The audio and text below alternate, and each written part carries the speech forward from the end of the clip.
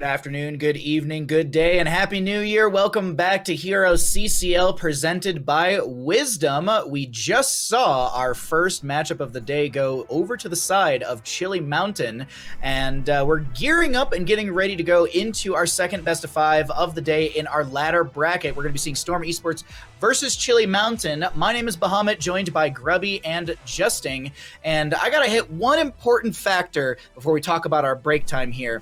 Or important command, actually. In chat, I'd like people to use the command !awards. We are doing a Season 3 awards show, and you at home can start voting and nominating for said awards show. So make sure you hit !awards to be able to find out all you can about the upcoming awards show, I believe on January 29th. I don't have a calendar on that wall anymore. So either way, make sure you hit that command and check out the awards show and as well as the nominations and stuff. But as I said, we had a little bit of a break right there. Justin, what'd you get up to in that break time?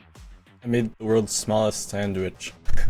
How? It was like half a sandwich because I didn't think I would have time to eat a whole sandwich. I took a bread and I cut it in half, one piece of bread, and made a tiny little micro sandwich. So that's toppings? What I got up to. You got to give me toppings here. It's super basic. It's just like ham and cheese. And nice, a simple ham and cheese sandwich. Grubby, it was quick.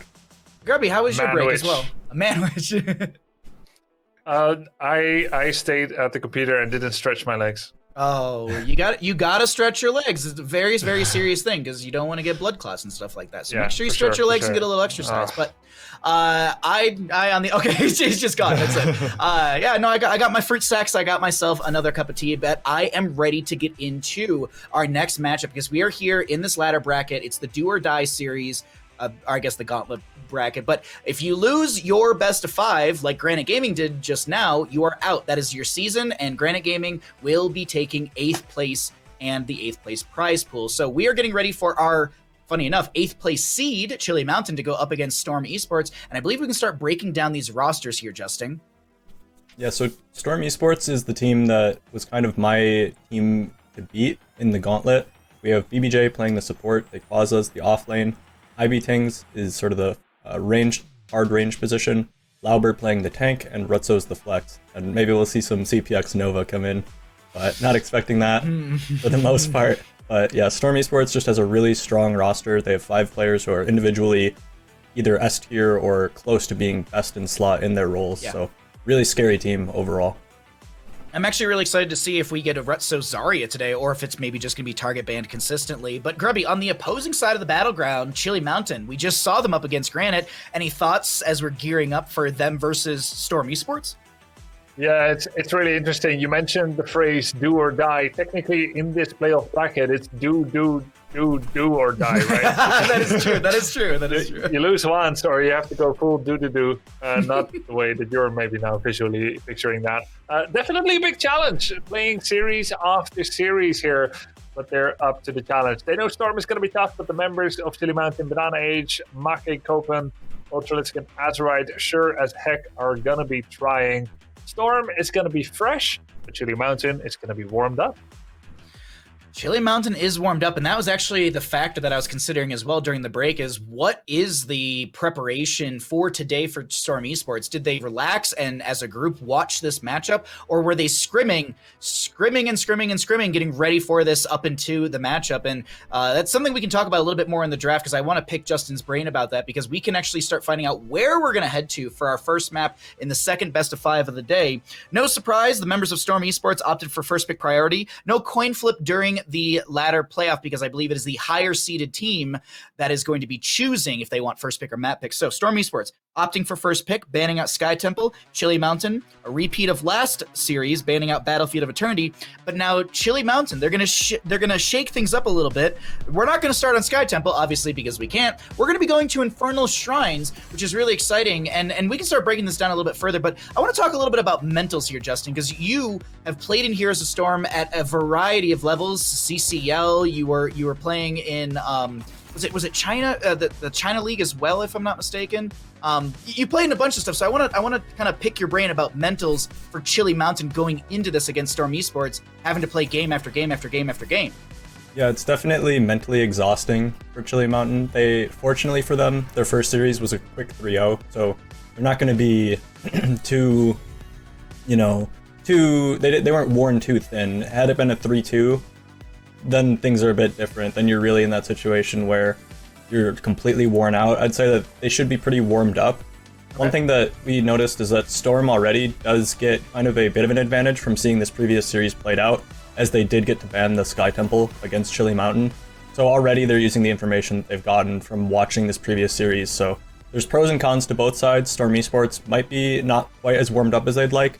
It's kind of hard also to even find warm-ups for the Gauntlet, because you're playing against the same people in the Gauntlet that you would probably normally be warming up with in the regular season. So it's difficult to get a good high-quality warm-up for this. So I'm not sure how Storm has been able to prepare, but they'll be coming off a bit cold, and Chili Mountain is going to be coming on real hot because they just got that 3-0 series against Granite Gaming. That's a very good point. I didn't even consider that, because it's a perfect point. Yeah, like, who are you going to scrim? Like, Granite Gaming? You probably don't want to scrim them, like, because you could potentially verse them, and then you can't look at Oxygen, Diamond Hands. Maybe you could look at someone in the double elimination, but, like, even then, you're still giving information away to what could be potential further opponents. So I really like that. But now, Grubby, we've had a lot already happen here as we were talking about mentals. Let's talk about the draft, and what are your thoughts here for Infernal Shrines? Typical Ratso pick coming in early. Zarya already has been removed. Another pocket pick for him that he's particularly fond of and that the team has used to great success. He's Uther. Definitely running a lot of double support here is Storm, and it's so good with Vala. That's a great start so far. Vala Stukov, Uther.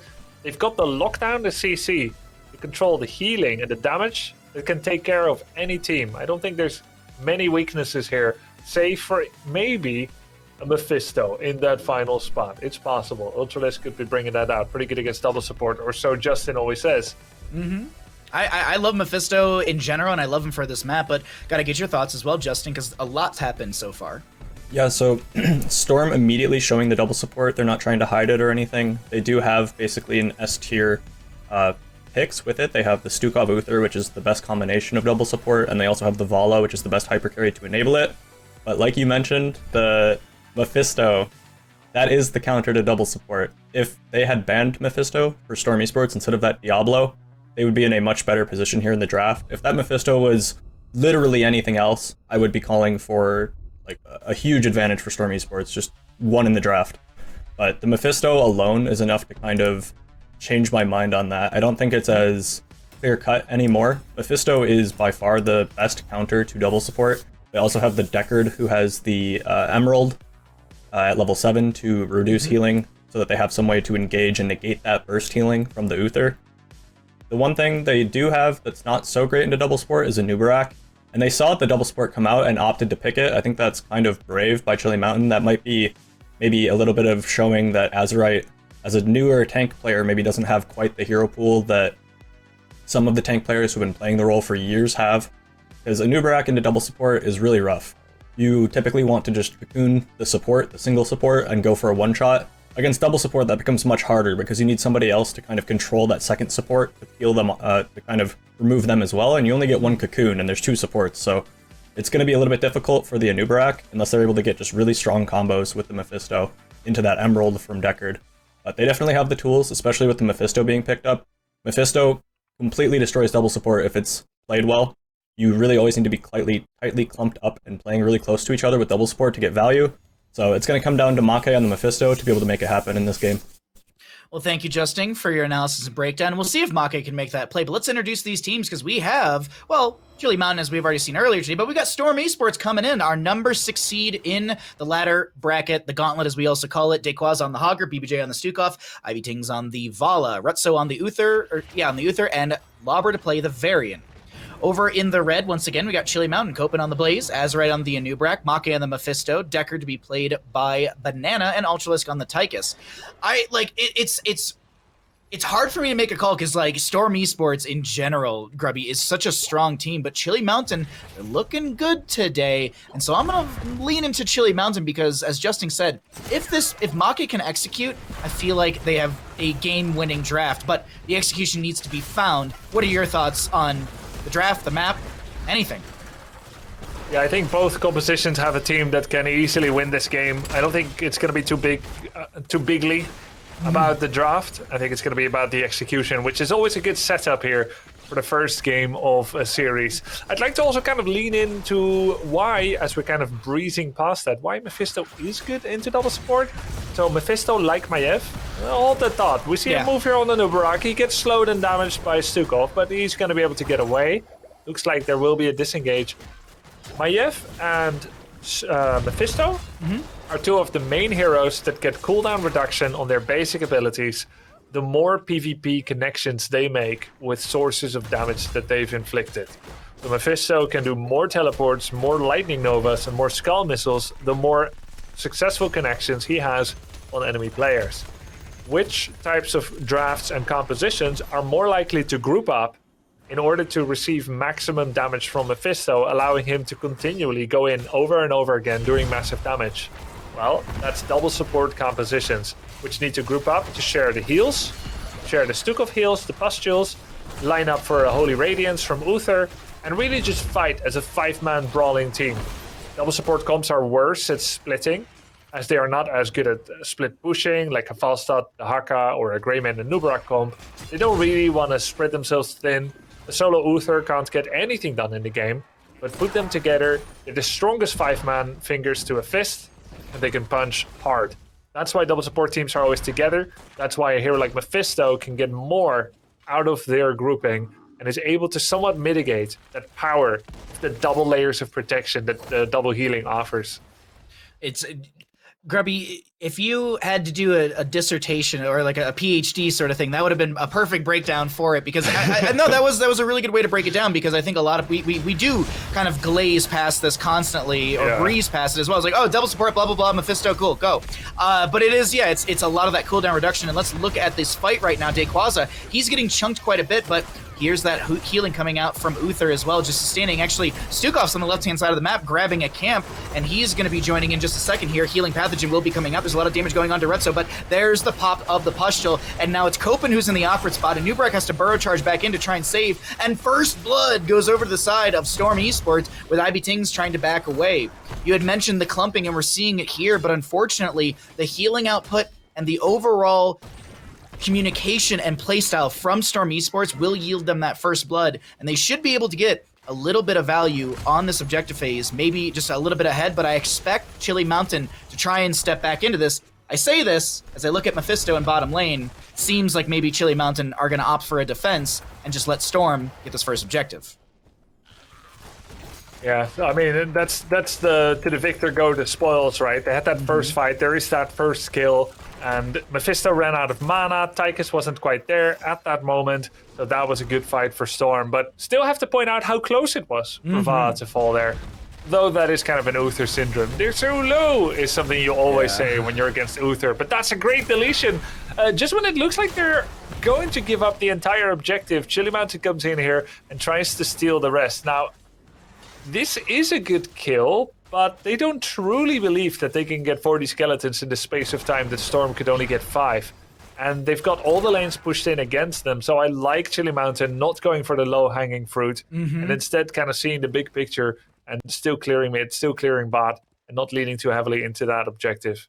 This is really good, just overall macro. And when we talk about macro, we're discussing basically the overall playstyle on the map. You look at the map kind of zoomed out, and you're like, okay, you're looking at the minimap like, where is Hogger? He's in bottom lane, split soaking. Blaze, he's in mid lane. We have the rest of the team pushing up and top, and these lanes are getting pressed in, and it's equal when it comes to levels. A little bit of an experience advantage to the side of Chili Mountain, but that's probably a minion or two needing to be cleared by the members of Storm. Now, here comes Copen in the flank position onto Rutso. We have Lauber diving onto Ultralisk as well. A bit of a split fight. Rutso getting low. Ivy Ting's just continually dumping in the sustained damage on this Vala. Really, no one's really looking at Ivy Ting's like, yeah, there's a little bit of spread damage from the Mephisto, as Copen's going to go down to the very end. It is a trade. Uther for the Blaze, and that's a low blow from the Stukov trying to make something happen right there. Lauber extremely low. He will be falling as well. Punisher jumps backwards, and it's, I wouldn't say it's a bloodbath, but it's a definite strong brawl that Chili Mountain kind of come out on top of with the extra kill, little experience, and they lose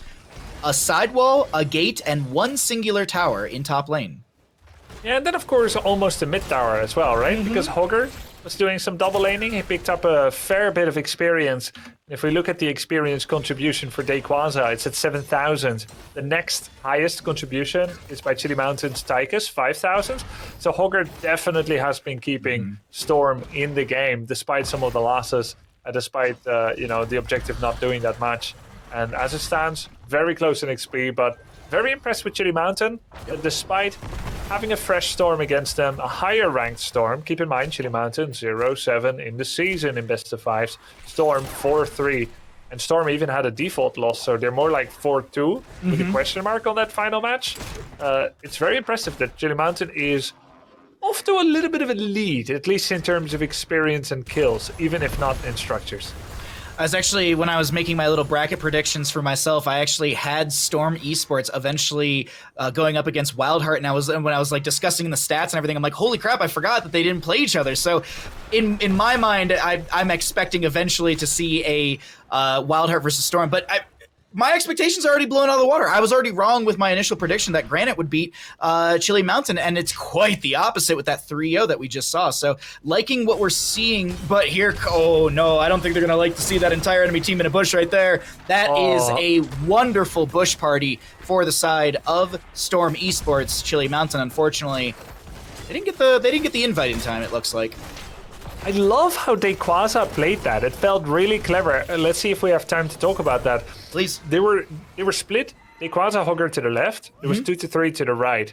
And Blaze didn't see anyone yet. Then Dayquaza pops out of the bush without any aggressive overtures. He just shows almost involuntary a very passive movement. He was practicing deflection. Yeah. He was moving in the opposite direction. And Blaze is like, okay, you're taking your position. See, Dayquaza, you're not part of some kind of gang. Had you wanted to go for me, you would walk towards me in a very, blatant manner, trying to stun me into a wall. Then Blaze would be ready and really scared at the projected gank in the bush. No, Dayquaza walked away, and Blaze is like, cool, business as usual. Walked into a bush, got absolutely dumpstered by the whole team. I feel like that Dayquaza was definitely intentional, making it look like an innocent situation. And sometimes that's all it takes to make someone not believe that there's a trap for them. Love it. Yeah, I believe Justin in previous weekends has talked about kind of a map manipulation when it comes to vision and tanks, but even just manipulating the enemy team to think that you're doing something differently with just your movements really cool. I want to close my thought really quickly, because do you want to jump some comms for this shrine right here? Let's hear from Storm. Into Storm we go. Fight. Take a fight for the board. Yeah. I'm coming back. Yep. Low. Just heal me like the Tychus would dream me. Yeah, I'll heal you. No mortal strike. I'm just trying to hit the noob. I'm gonna heal you. I got a reset. Attention you? I'm still Fine. fine. Noob no E. I'm web. They're pro blessing. Play slow. Yeah, I'm I speaking. have a D-shield still. I have a D-shield. They're All I fighting. need is I can. We can still play it. I'm making Yeah. silence here. They're getting fucked. A D-shield? Anub. Finish him. Oh my god. Blaze is stuck. Fine. He's gonna bang. Get this fine. Get this fine.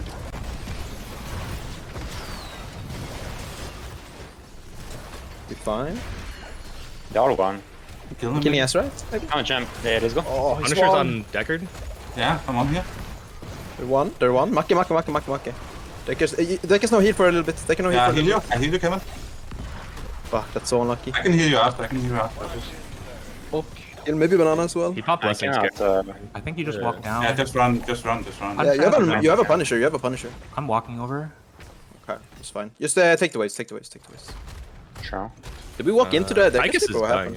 happened? He was up. Yeah, I couldn't walk around. Oh. I just got slept from bush. Like I didn't see. A consolation prize for a moderately good fight for the side of Storm Esports is they will be able to get the Punisher, not finding a ton of value, a decent amount of value. But you know what my biggest thing was, and obviously you can control different levels in Discord with volumes. I felt like when IBTings was dying on that Vala, I couldn't hear him over everyone else. Yeah, same, and maybe everyone can manipulate their own levels individually.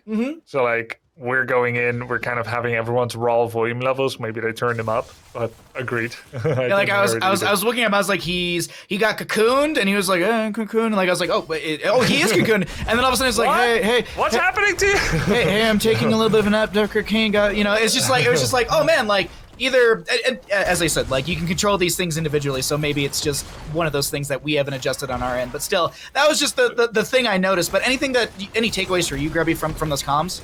Yeah, that was my experience as Hager when I played him recently. I'm getting like 10,000 damage with Hager into everyone. Everyone is slowed 50% less spell power, and like your team still loses the fight. I'm like, what's going on? How do you even?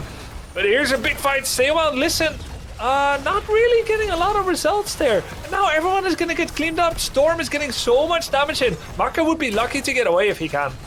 Yeah, Make will be getting that luck right there. He's got his lucky rabbit's foot, and that is going to be a disengage. But the engagement continues from the side of Storm Esports as they want to push into this mid lane forward. Lauber goes in for the taunt onto one. There's going to be a massive lurking arm. Ivy Ting steps forward, gets the auto attacks, and Decker Kane is sent to the retirement home as the Anubarak will be squashed like the bug he is. Wow, a great place there by Storm. They're 8 to 7 kills. They've finally taken that back. They were already massively ahead in structures. Dequaza really cleaned up in that fight. Combs, unrelated to Combs, but he cleaned up. And in fact, the only reason it kind of went badly is because Dequaza missed like a crucial staggering blow. You kind of heard him take pause there. He's like, oh no, didn't get like a crucial stun, but he still ended up killing like 2 and almost more. Yeah, Dequaza right now is looking great on this Hager, and you and I have talked about it quite a bit, as well as Justin. I mean, all of us have talked about it. Dequaza's probably got one of the best Hagers in HeroesCCL. Maybe even like, you know what I'd love to see? I'd love to see Liam Hager versus Dequaza Hager. That'd be a really cool, like 1v1 Cursed Hollow, no Wells, no Hearthing, anything like that. But right now we are in a little bit of a pause. We have one player with some lag, so we're gonna let that lag settle, and once that's good, we'll get back into Infernal Shrines. But let's take stock of what's happening right now, because the early game looked good for Chili Mountain. What was the turnaround factor for the side of Storm Esports, Grubby? Well, they got the objective, and that ended up giving them some value. And I think Hogger mitigated much of the potential blowback of that lost team fight. Dequaza getting a couple of kills there. They deleted Vala quite nicely on the side of Chili Mountain, but because they don't get the objective, they can't really make use of it. If they're 5v1, maybe. But they ended up losing enough to not be able to really start to recontrol the map and try to set up traps, losing the priority essentially. And even when they had a bunch of kills early, again, losing the objective, they were never really able to get structural damage. And that's always a ticking time bomb. You can be ahead in levels, but unless you can convert it to building kills, generally the macro starts to turn against you, where you're always putting out a fire here or there. And that prevents you from being able to do something productive and proactive. And we talk about the concept of macro and micro, and I mentioned it earlier, but I think that's a great example. We can continue to kind of build off of that, is because Storm Esports, they constantly are putting things on the map. I'm looking at the mini map right now, and we have a camp push into mid. Bottom lane has a periodic catapult because of that tower going down, the fort, excuse me. And now, as we're looking at it, Storm Esports, they just got the aggressive side Fallen Shaman camp, and they are looking to maybe get some early pressure onto this fort in the top lane, because we do have another Punisher coming up into top, and it will be a Mortar Punisher, since we've already seen Frozen and then Arcane, so then it goes into the Mortar. The location's randomized, but I actually learned this from you, Grubby. I didn't know this. I thought it all randomized. It actually has an order. If it starts on one, then just kind of progresses down the line and repeats. But that is kind of what's happening on the map. And I really, really do like, as you said, like the macro. They are controlling the map. And even then, the micro is super cool as well. In the team fights, the individual movements and plays being made. I want to talk about one thing that we didn't mention at all, is that Mortal Strike from Varian at level 13 to reduce healing received by 40% for 4 seconds. And that's that's good, because you only have one healing source, which is Deckard. And if someone gets low, you get that Mortal Strike proc, and then Deckard's healing is mitigated by 40%. Granted, on the side of Deckard, he can reduce healing by 75% by adding that Emerald. So it's a nice back and forth right there when we look at the talents and the playstyle, the micro and the macro. But we are back into the game. Thank you all for being so very patient. We got everyone back in here. They've got good ping, good, and we can continue to see how Storm Esports will vie up against Chili Mountain. Right now you have Storm. They can either do a vanilla push on the gate, but the 5v5 is already a realistic possibility again, and they'd rather keep all of their structures in spick and span condition. So 17 versus 16 and a half. Think of the map vision, if you will, at the moment. You've got 2 members of Storm showing mid. None of the red members are showing. Chili Mountain is... Okay, Maka shows center. Mephisto would usually never be alone. And then the Beetle actually shows, because Azerite summoned the Beetle to scout, I suppose. So it's pretty obvious to Storm exactly where Chili is, and they show up in force. And that's going to just be an immediate disengage from the side of Chili Mountain, respecting Storm Esports' engagement potential. And even then, when you look at the engagement potential, it's a taunt from Varian, a stun from Uther, big burst from Ivy Tings, and let's not forget, BBJ Lurking Arm. Low blow at level 1 deals a considerable amount of damage, 125% more damage to be exact, to heroes below 50% of their health. But look at Rutso right now. Rutso comes in with the flank on the stun. There's going to be that massive Lurking Arm. Bunker does come down from the Blaze as there is a stay while and listen out, but Ultralisk is going to get shredded. Huge Durance of Hate. I believe there was a cleanse, but Lauber does go down, and this is a trade at least, as Make tries to get cooldown reductions, and Uther will fall. No redemption. Make will fall as well. It's a 2-for-2 Grubby, and the engagement continues through this top. No, it doesn't. Never mind. Well, Storm still has a valid draft left. Like, they still have a healer, a range deeps, and a bruiser. Yep. And on the other side, there's no more range damage. So I don't know why Chili Mountain is stepping up here, except maybe to delay. I don't think this composition has any kill power. Even if they go for Vala with everything they've got, I don't think there's enough damage and control to make that happen. So this must be a delay ploy by Chili Mountain. They don't want to give this for free. They're not delaying out too much, as it's 14-3 in Skeletal Defenders. Vala also, I want to point out, Ibitings, he's using the multi-shot to not only clear some sappers, but build up a few extra free stacks. Currently at 37, which isn't the biggest thing in the world, but hey, it still scales by 2 per stack. And then you also have the Arsenal for extra damage. You've got the baseline scaling, huge staggering blow. Wonderful kill into a Nubrak as Tychus just now shows up. Lobbers coming through the map, Rutso as well through the top lane. Stay well and listen does connect onto the Stukov. There's an oil slick on the ground. Durance of Hate goes out, and that is going to be a shredded Stukov. But here comes Uther. There should be some healing. And Mephisto goes down. Is there a stun onto Banana? Yes, there is. Copen's body blocked by a lot of the members of Storm Esports. And Grubby, it is looking like a solid quad kill for the members of Storm, who will easily get themselves an objective phase. But before that's even finished out, Storm advances to the keep for a little extra pre-siege. Yeah, I'll tell you what, I don't think Azerite was expecting to be blown up like that. They started a 3-on-3 and it was all really sedate, and you had Chili Mountain waiting for Tychus, who was the first to recover from his death timer. So anytime now it's going to be a 4-on-3 or so, Chili Mountain thought. Then like kind of a lame multi-shot comes in, just a bit of damage, as you were talking about how that's going to give her 2 bonus damage like over time with that scaling. But suddenly, Stukov, BBJ, he just uses his combo, and Nubrak gets perm CC'd and gets blown up by a perfect follow-up from Dayquaza. So far I can say Dayquaza has definitely been my MVP. Even though everyone's played such a great role, he's just been killing his direct counter Tychus and getting some great blow-ups and great follow-ups. Great Divine Shield onto Ivy Tings as the Durance of Fate did come out. There's going to be a stay while and listen, but it's going to be cleansed out by Rutso. Punisher has advanced his way into core. Big multi-shots coming out from the Vala. She does have that Farflight quiver, and she's got a massive 8.2 something range, and she actually outranges the core at this point, so she won't take any damage. But that doesn't matter, because the Punisher's taking damage. I don't see a world where the members of Chili Mountain can really stop this onslaught. Actually, there's going to be a small cocoon that does delay things out. Good triangle Dorito on the ground, but the Punisher's too healthy. Even if all of Storm falls, the Punisher will end the game, and Tychus is going to go down, so is the Stukov, Make to fall, and that is going to be game number 1, Infernal Shrines, won by the members of Storm Esports. And I think it was just clearly strong execution. I don't think it was like, oh, they hit 10s and then they just outpowered the enemy team. I think from level 0, even in the draft, I think Storm Esports, they had some really, really good tools, talents, and overall execution from this entire draft. And Chili Mountain, they looked okay, but they really fumbled towards the end. But I gotta get Justin in here. I'm sure he's got a lot more to break down from both these teams on Infernal Shrines. Yeah, Storm Esports showing that they are the best at this death ball playstyle. It's something that I've talked about before, and this is them kind of playing in their element. They have basically the best setup for a double support with the Vala, with the Stukov, with the Uther.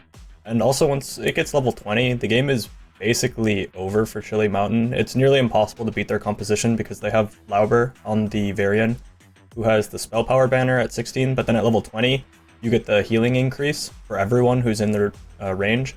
So you have spell power, which also increases their healing, and you have the healing banner itself, which gives bonus healing at 20. So it's just a ridiculous amount of damage and healing at level 20 that it's nearly impossible to deal with. Your execution on the side of Chili Mountain would have to be completely perfect in order to be able to kill anyone through that. Even with the Emerald from Deckard, it's just not enough to be able to reduce it at level 20. So they were kind of playing on a timer, and it's really hard to do that, especially on Infernal Shrines, and especially when you're playing to kind of give the first objective like they were. The early game, Storm, it was pretty back and forth early, but while Storm was winning the objectives, they were losing the fights afterward. Everything kind of broke apart after the second objective, when Storm went for the turret dive mid, or the fort dive mid. They got the pick onto Copen on the Blaze, and then immediately just don't stop the aggression. When you're down numbers against a double support composition like that, it's nearly impossible to continue fighting. You basically just have to like give up your loss, cut your losses and just leave, because if you try to take a 4v5 against a double support composition, you just don't have enough damage in CC to actually make their health bars move. And you saw that, and Storm understands that, and they just play super aggressively mid. As soon as they get that one pick onto Blaze, they just chase them under their fort, and there's nowhere for them to go really. They get 2 more picks, and that got them the mid fort and the top fort, and that's sort of what broke the game open. At that point, they're up 3 forts to 0, and they're able to just kind of smooth sailing after that. There was the top fight where it was a 3v3, but as Grubby had mentioned, it wasn't really a fair 3v3. You had Augur, Stukov, and Vala, which is just a perfectly fine little 3-man team comp, versus a Deckard, a Blaze, and a Nubarak. So it's pretty impossible to fight that. So they probably should have just realized that and conceded it. But since they stay, they end up getting kind of just caught overextended, and that's the worst place to be on the map at that point. You're just caught super far from home. You don't have a top fort to retreat to, and Rayquaza on Augur was really creating a lot of chaos in the backline as well. Every time Chili Mountain would attempt to make a pick on the front line, Rayquaza was always just kind of sneaking his way into the backline and creating a lot of chaos, and it didn't feel like Banana H on the Deckard really had enough heals to keep up with everything. Yeah. So while Make put out a lot of damage, it just wasn't enough to deal with the good coordination and death ball playstyle coming out from Storm. And I do really like how Rutzo was positioning as well. There was a few moments where Rutzo just kind of looped around into the flank position and set up some of those kills as well with the just that massive stun point blank. So it's just really, really cool. I like the synergy that we saw from Storm, and I believe we can start getting ready for our second map in this second best of 5 of the day. It is an enthralling series, to be honest.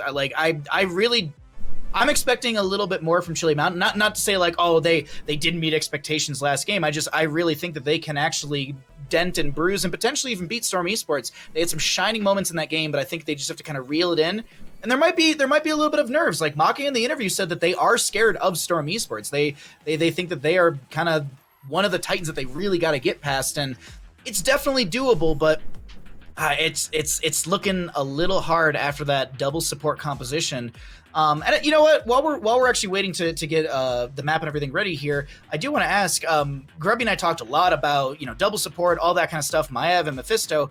But Justin, what would you do to counter a double support composition? Like if we get into a little draft theory here.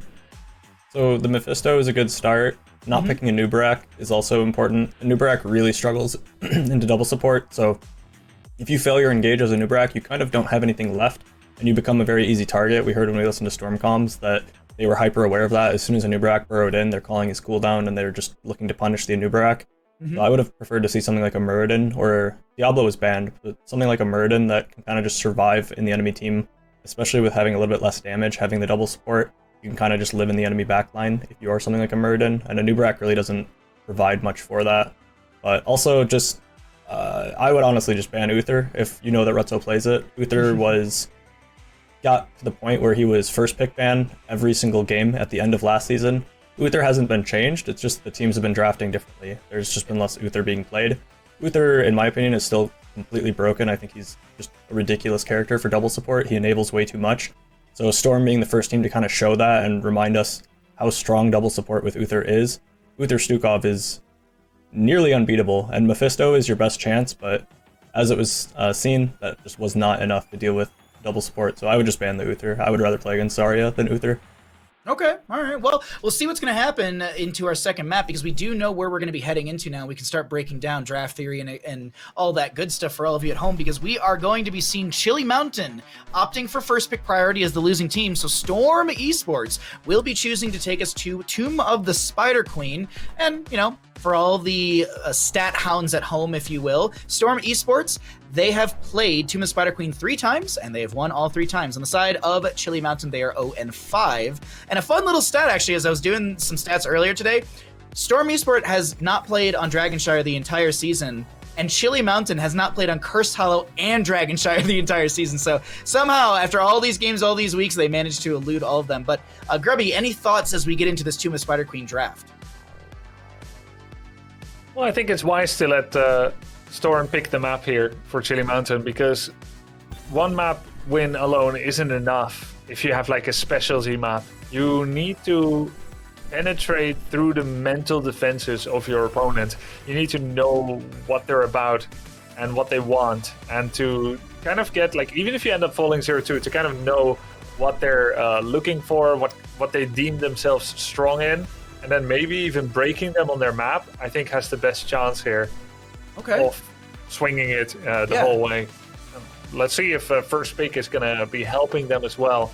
It would have been hard to ban Uther. Like, I agree with Justin that Uther is too long ignored, too often ignored in drafts.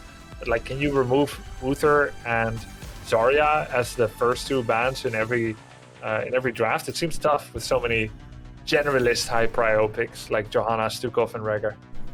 You know, it's actually another just stat, because I have it here and I forgot to mention in the last game. This Junkrat ban right here is the 14th Junkrat ban for Storm Esports, and it's not like they've banned it here and there. It is the 14th first ban for Junkrat. Like, that is a little ridiculous how much Storm Esports do not want to play against this hero, Justin.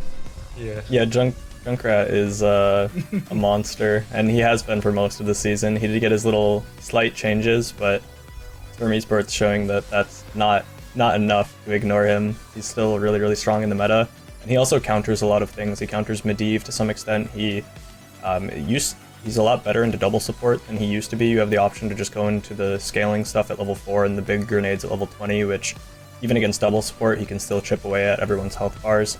And the displacement is really good against double support as well. So there's really no clear counter to Junkrat. He has very limited weaknesses, and committing to dive is kind of a out of meta strategy right now.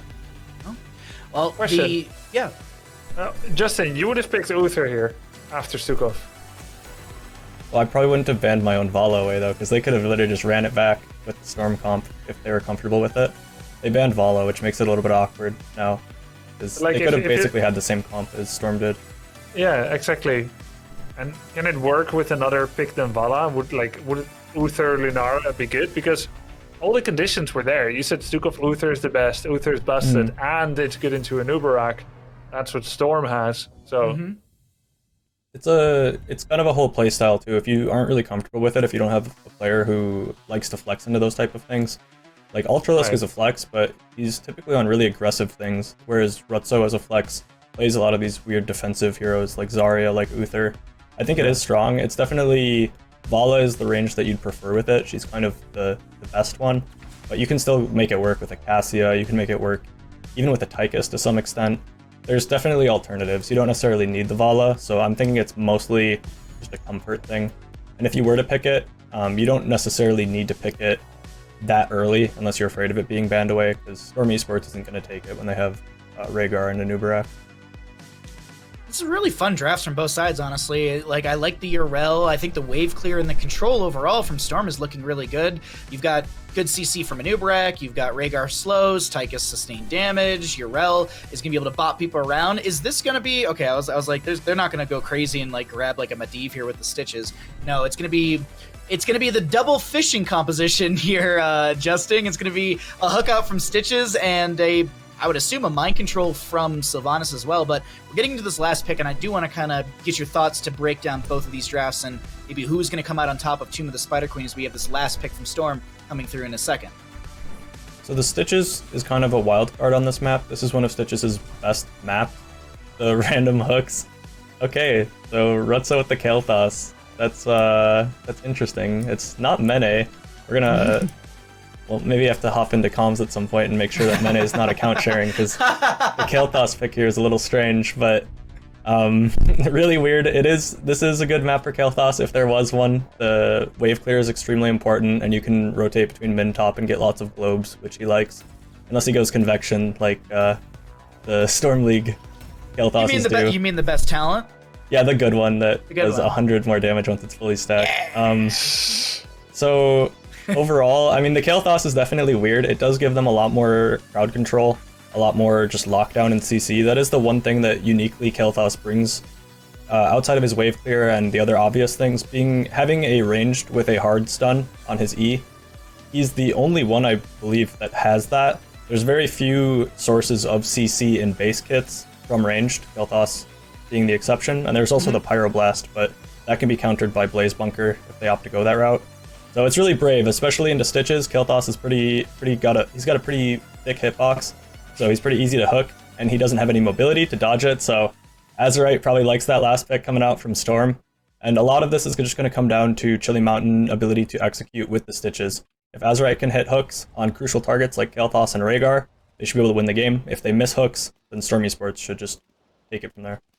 Well, let's see if the Oracle Justing was or is correct as we get into Tomb of Spider Queen. Thank you as always for your analysis and breakdown, because we got Storm Esports with 1 on the board in our best of 5 series on the left-hand side, BBJ on the Rhaegar, Dayquaza on the Urel. IB Tings will be playing Tychus, Retso on the Kael'thas, and Lauber to play the Anub'arak. On the right-hand side, we got Chili Mountain looking to rally and put up a score of their own. We've got Banana on the Stukov, Copen on the Blaze, Make on the Lunara, Azerite on the Stitches, and Ultralisk to play the Sylvanas. I'm going to call a Storm Esports win. Unfortunately, I almost crossed that out, Grubby, and put Chili Mountain because he took the wrong talent at level 1, Retso. He took the blue talent. Now, for anyone at home, you take Convection. Now that Justin's not here, I don't have to argue with him Don't about pretend this. you're safe with me with this current line of thinking. Dang it! Go on. Dang it! It's more damage. It's better wave clear. You may struggle slightly with that blue bar, but I mean, it's just you just hearth out constantly, right? My name is Grubby, and I do not support this message. Oh, well, I'm on an island by myself, much like Cho Gall this season, who hasn't been picked at all. Anyways, I gotta get your thoughts here, Grubby. What are your thoughts on these drafts? Because I do really like what Storm Esports put out, but I agree with Justin 100%. The hooks need to be good from Azerite. That is the biggest factor. Yeah, and then there's Cocoon and Urel to try and stop Stitches from making his getaway. Mm-hmm. And Cocoon's yeah, go ahead, please. Yeah, Kael'thas does have a big hitbox, so he is fairly easy to hook and gorge. Stitches is a great comeback mechanic.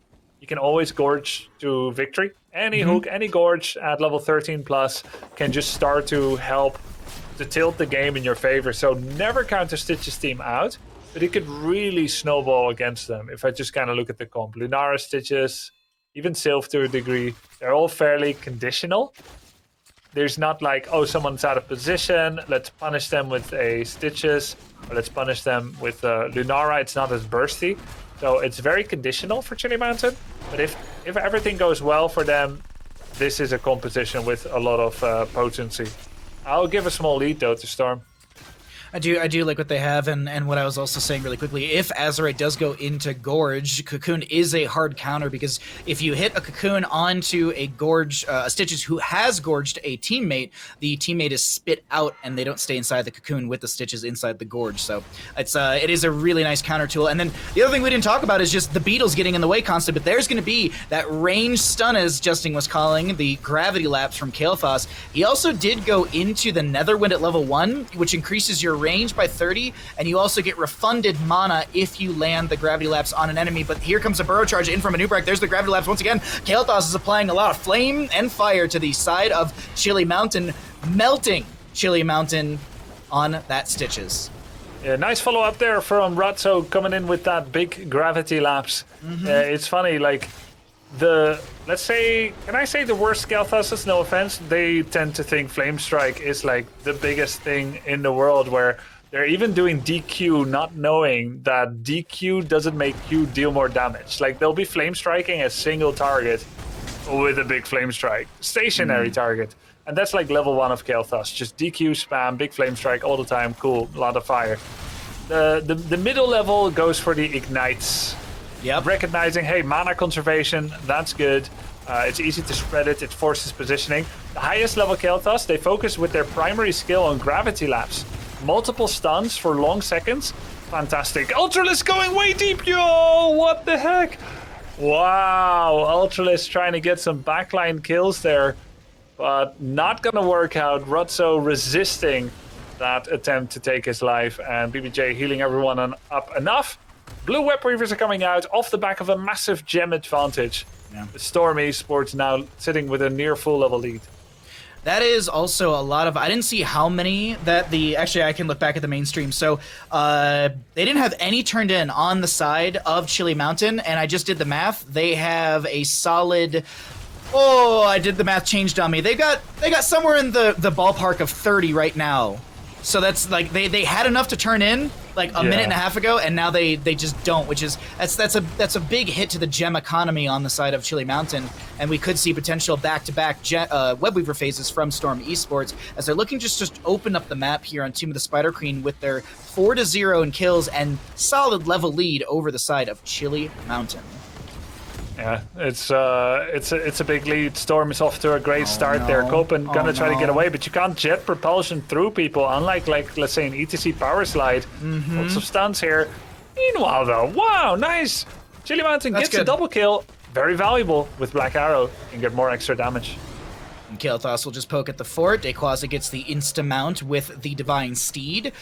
And goes back into clearing waves. Anubarak and Kael'thas just going to make the safe rotation. So right now, 20 gems or so on both sides because that Blaze did fall in bottom, dropping 17. But there were quite a few dropped in that top lane area between Tychus and the Rhaegar. Either way, still that level lead exists, and we will see Storm Esports ahead with 10 talent tiers in just a moment. I feel like, as Justin was saying in the draft, Pyroblast isn't really a good option because it's easily countered by a bunker from Blaze.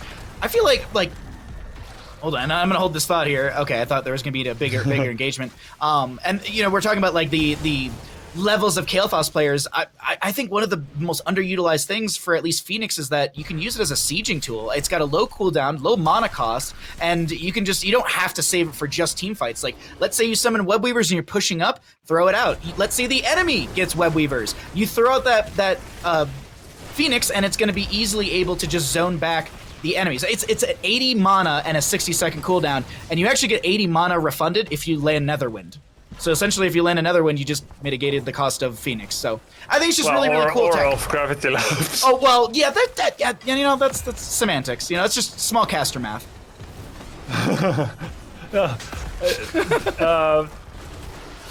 Okay. Trying to go for stitches. Azurite taking some damage here, getting some stuns in on Azurite, but that's a heavy meatball. He's got that bonus healing that he gets from Banana Age.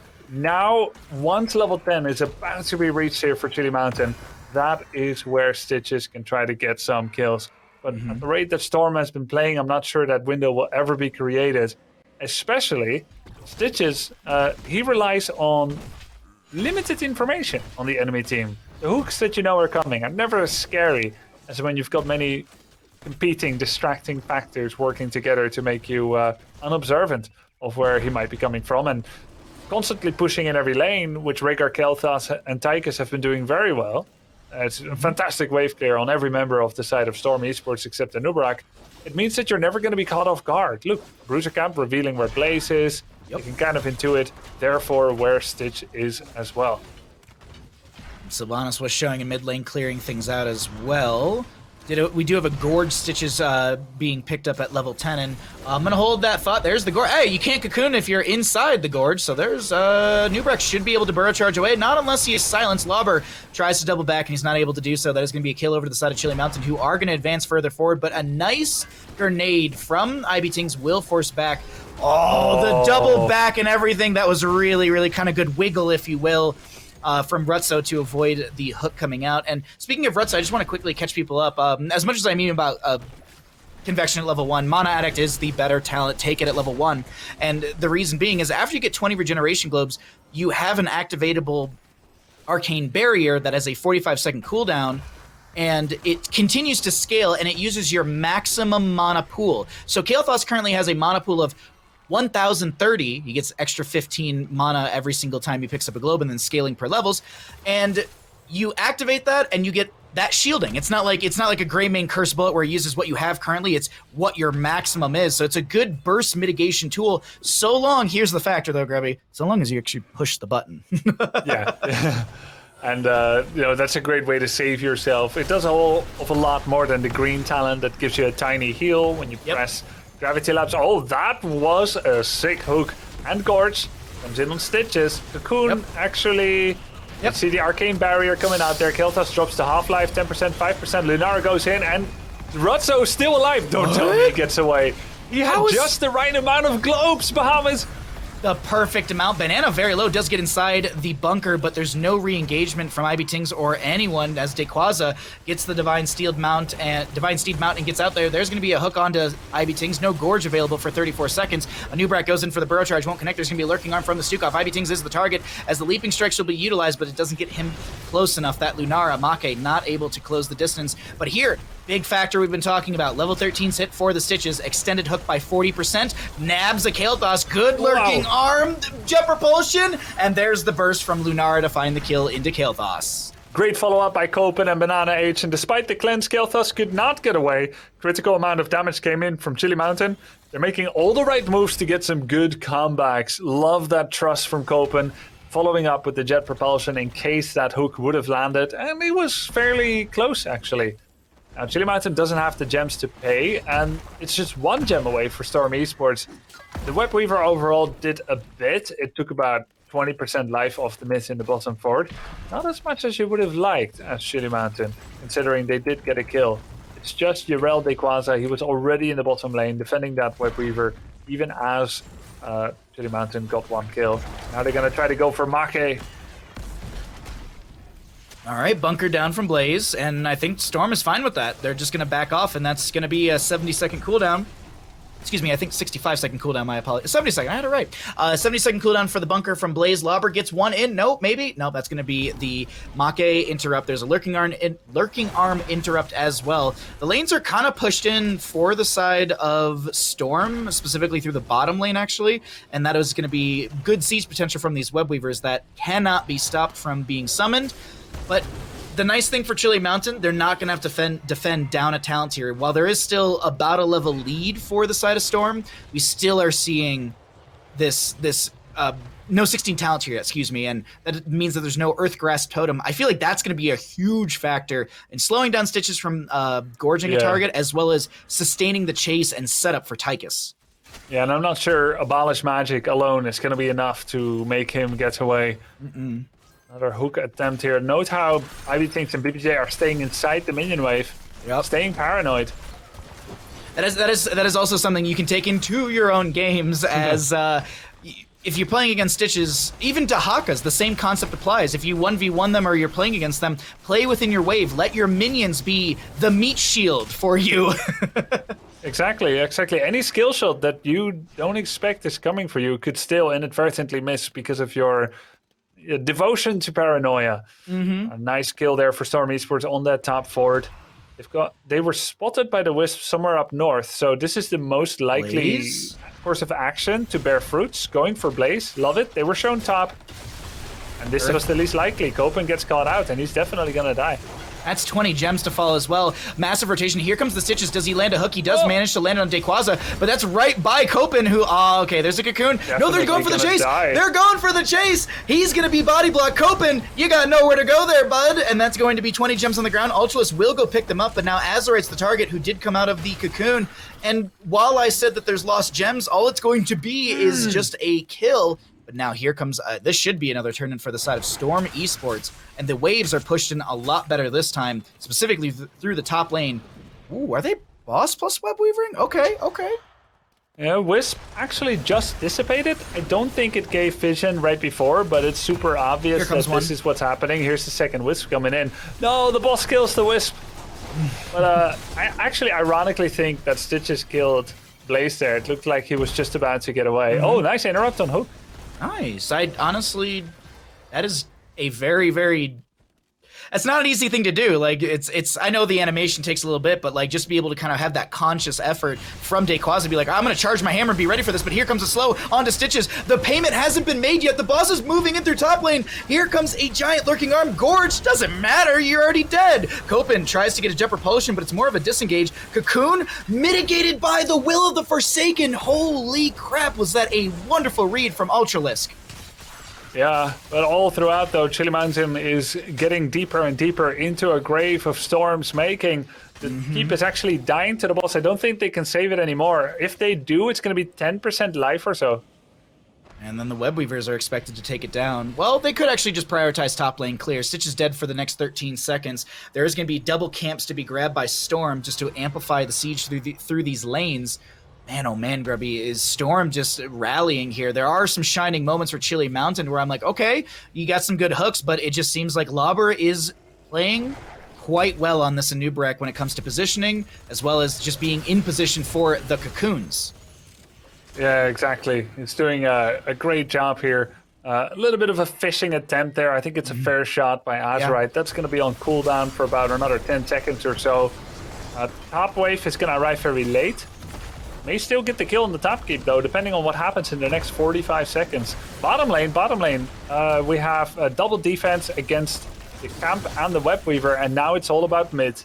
Oh, yeah, the sidewall got in the way of that hook right there, and here comes the Commandeer Odin plus the camp plus the Web Weaver. Top lane Web Weaver sitting around 60% HP, and that's going to be moving towards that top lane keep.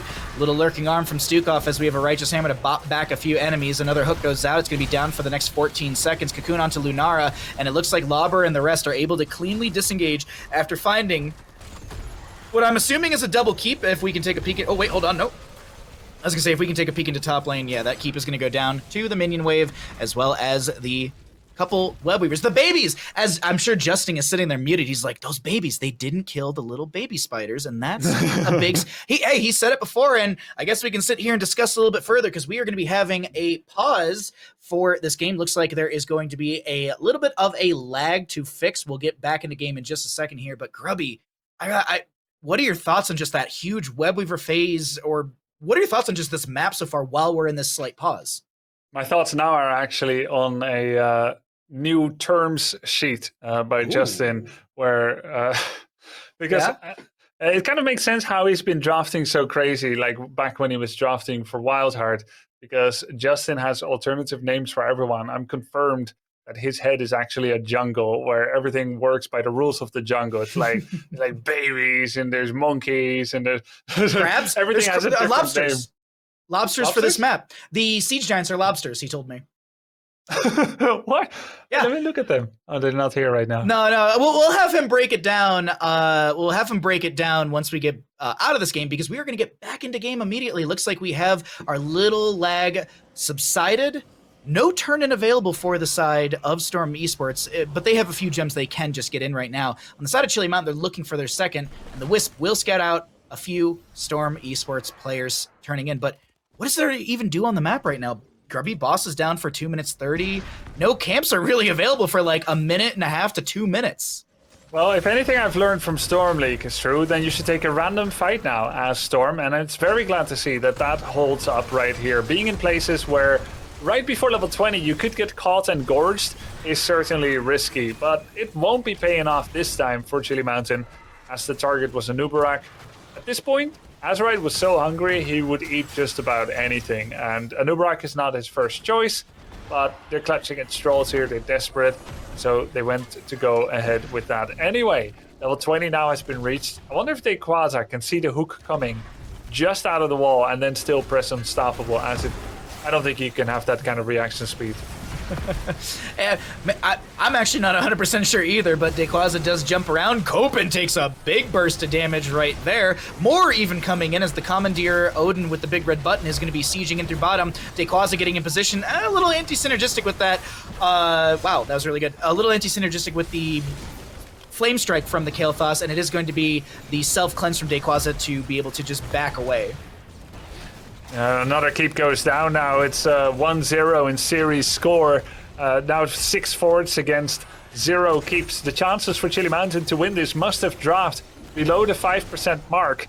And if it is 5%, then how would that look like? It would be a hook on Kel'Thas or on Tychus, a gorge, a subsequent deletion, follow-up mistakes from Storm, 2 to 3 engagements going the way of Chili Mountain, with Storm kind of falling apart, kind of getting clowny to a point where they didn't think they could lose anymore, and it's happening nonetheless, and now it's getting away from them. And then an eventual rallying as the series goes to 1-1. That's how it would look like. But with hooks like these, without the information about what is actually going to be a success, just hopeful, wishful hooking, it doesn't look like that will be happening just yet at this point. Kel'Thas has not been a liability in this series just yet. Flamethrower actually is going to be... Oh, wait, hold on. That's going to be a Gorge onto Azurite. Flame Strike is going to hit. Okay, big lurking arm. That's going to be a silence, so there's no ability to utilize the Farseer's Blessing or the Ancestor Healing, so I think it's just a hard disengage from the side of Storm Esports, as there was a Cocoon onto Sylvanas. So that... Hey, that's one little tick on the you know, checklist for the side of Chili Mountain. They get 1 kill. They've got 45 seconds or so to do something on this map. But what can they even do here, Grubby? The waves are massively pushed in. Your best wave clear has the most gems, and they're at core right now trying to defend. So it's just, this is a rough go, and I don't think they actually have enough between the players around right now. They need Ultralisk on the Sylvanas to turn in as well. This is an unfortunate spot where I think they'll get the waves pushed out a little bit, but it's not going to be... Oh, wait, no, this is huge if they can get a kill onto Kel'Thas, but Gravity Lapse, Gorge? no. Gorge was 10 seconds. The fight is still very much in favor of Chili Mountain. Banana Age dropping real low, though. He gets the 50 armor from the massive shove. Dayquaza looking to finish. Hammer misses. That was a decent try there to get follow-up conversion kills. Chili Mountain does get the Web Weavers, but look at the lanes. These Web Weavers will do nothing. Defensive turn-in for the side of Chili Mountain. And I gotta say, you know, the one thing that kept Lobber alive right there was his level 20 pickup. He also does have the Shed Exoskeleton and all that kind of stuff with the Hardened Carapace build, Spell Armor and all that. But here's the big thing, Trader King. You gain 10% bonus maximum health and 20 Spell Armor, and that's just baseline. And then when you activate it, you gain 75 armor for 4 seconds. And I think that right there, that armor right that he activated at the end was the critical factor to keep him alive in that engagement. Now, no staggered death onto Lobbers and Nubarak. The Web Weavers, as Grubby had mentioned, gonna push out these waves a little bit. Top lane may be the priority as Nubarak does stall out the hook. It's gonna be on an 8-second cooldown as I can take a peek at that. See if there's gonna be...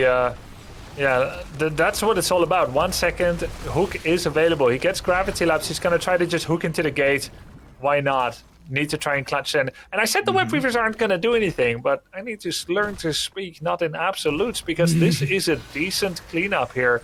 Basically, that's 3 forts for Web Weavers that nonetheless started at the core of Chili Mountain. That's impressive. And it's the other thing that it's impressive about that is, if anyone doesn't know, the Web Weaver on this... Well, this is actually the only map where this happens. The Web Weavers slowly lose health. Regardless of if they're taking damage or anything like that, they naturally just lose health over time. And that's why, and I agree with you, Grubby, like when you said these won't get much, I'm like, yeah, they'll die off to waves, they'll get cleared out, and they'll die to damage over time, or just over time stuff. But here is a big fight in a corridor. Kel'Thas, this is where Kel'Thas loves to be able to fight because of just the spread of the bomb. Urel jumps in, Ardent Defender is available, she pops it immediately. Yep, there's a Gorge from Stitches, no Gravity Lapse or anything like that. Copen's trying to back away. Dayquaza does go down because, well, the Ardent Defender did nothing, and that's quite a few gems dropped. This is exactly what Chili Mountain needs. It could be the 5%, the one Yep. future out of 14 million futures where Chili Mountain actually comes out triumphant. Some follow-up kills after basically starting to kind of break the chain. Chili Mountain is getting kill after kill, always just about one, enough for them to move leisurely on the map and now maybe make the ultimate play of all. They're selling it, they're showing it, 2 to 3 members up at top. They've actually got enough to pay. Is Chili Mountain gonna do the ultimate greed, do boss plus Web Weavers, or will they just Web Weaver? And it looks like that's gonna be the case. They're gonna play it safe, and I can respect that. I could see a world where they definitely went into this, but you know what? Look, you want to jump into some Chili Mountain comms right now? Oh wait, hold on. Perfect time. Okay, let's get into Chili Mountain comms. Here we go. Yep. be. I kind of need to go bot. Yeah, I need to go yeah, one take bot the catapult. wave. Yeah. It's gonna be. This is not gonna end. We're gonna play for the boss after, but we're not doing boss. I think we're just looking for hooks still. Yeah. I'm coming now. Just play it slow. Try and get some more structure value. Next fight on boss is where we play for the game. And this. Oh, that's the wrong chance. And we just keep looking for hooks. Get small, get the walls a bit. If we win the fight on boss, we have Sylvanas, we can just end. So we just play it slow, we don't have to all in here. Just get more a bit structure damage and then we chillin'. Look to trap on boss. Look for. Oh! Well, yeah! I would silence him, Yeah, we silence it. Try and peel for. Oh fuck. Can we get Copen out and reset? It's looking super shit. I can hook you, Copen. Yeah. I'm going out now. Nice. They might look more here. We need to. I have We need to look for hooks. Look for the hooks. Look at number here. They quadra, He silenced the rest. run double test run.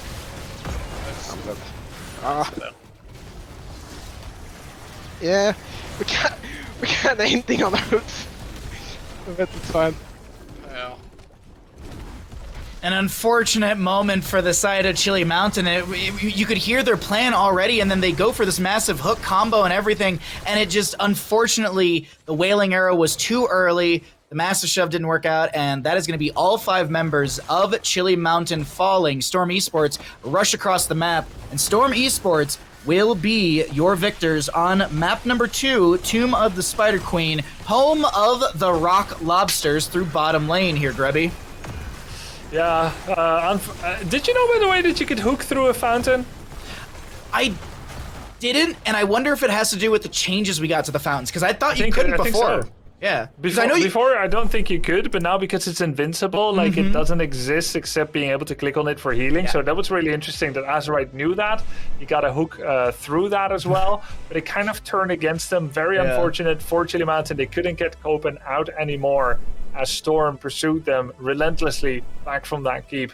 And the foretelling of let's play it slow and go for the boss didn't end up being able to happen. But very nice try by Chili Mountain to try and crawl back into it, and they did. They got very near to a potentially winning position. It's impressive after being down about 0 versus 6 forts. And also, I gotta say, I think actually, I want to say that Azerite was a little surprised that he even landed that hook, because he was like, oh, I got it! Just like, and he pulled them through that well. But let's get Justing back in the mix, as we have the best transition on all of Twitch being utilized right there. Justing, can you break down for us? Actually, hold on, before you do the breakdown, can you give us the history on the Lobsters bottom lane? So, it goes way back. They're just, there's not a really good reason for it.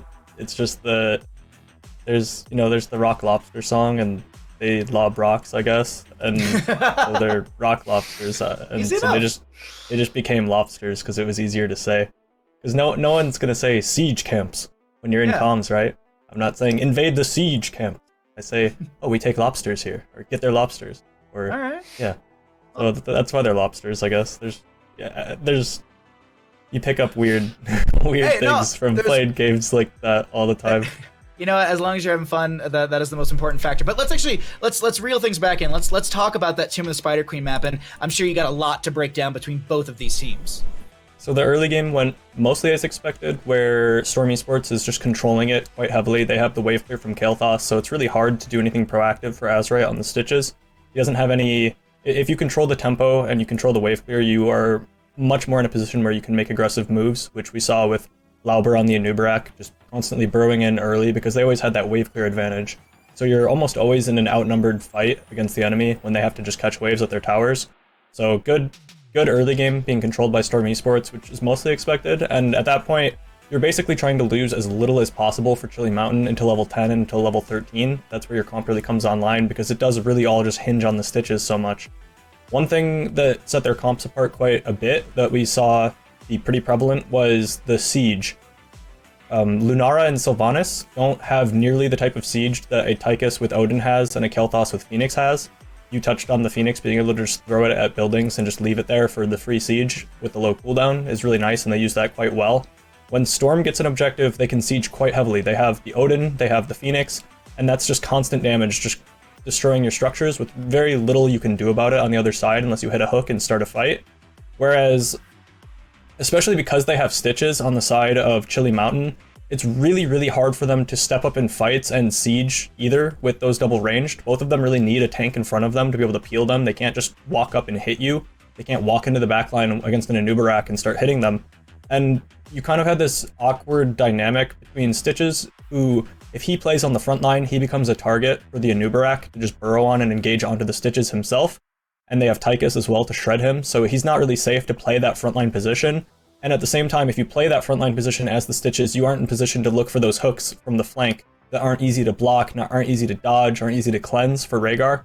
So it was this awkward situation where Azrai on the Stitches, for them to win the game, their win condition is a hook out of vision through fog. But if he's doing that, there's nowhere for his Lunara and his Sylvanas to really play the game. So that came into effect a lot when they were trying to siege. That came into effect a lot just during the mid to late game when they're trying to fight.